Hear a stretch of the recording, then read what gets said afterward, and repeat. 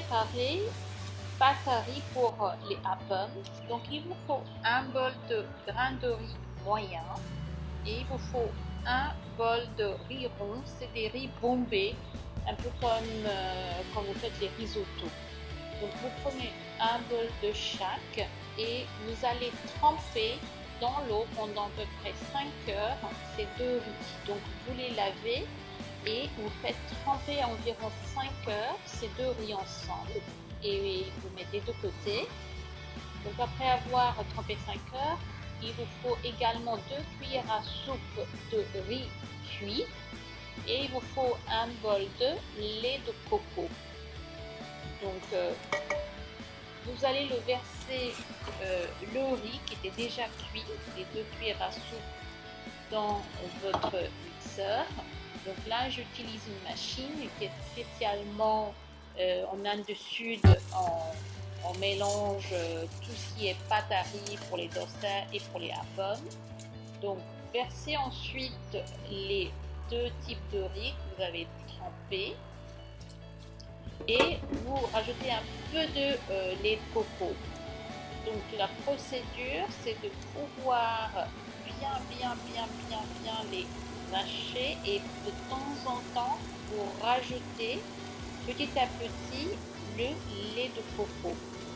Donc, surtout vérifiez à ce que votre machine ne se bloque pas. Donc petit à petit vous rajoutez le lait de coco ainsi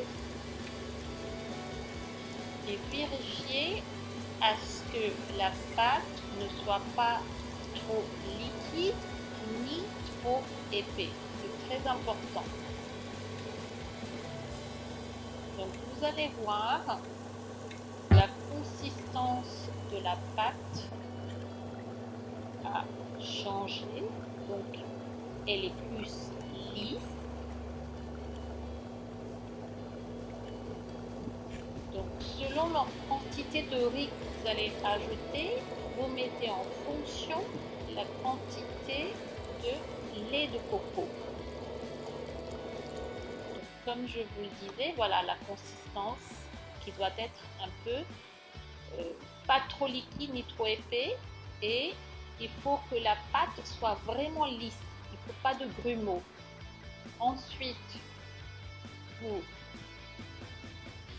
mettez cette pâte dans un récipient, voilà, et maintenant vous allez rajouter une cuillère à café de sel, donc nous utilisons du gros sel, et 2 cuillères à soupe de sucre. Donc, vous rajoutez le sel et le sucre et vous mélangez bien. Cette préparation doit se reposer, donc vous allez le fermer avec un couvercle et vous laissez reposer environ 8 heures dans une température entre 18 et 20 degrés. Donc vous pouvez le faire reposer toute la nuit si vous voulez. Donc voilà, la pâte à pommes est prête. Et dans ma prochaine séance, je vous montrerai comment faire les appams. Merci.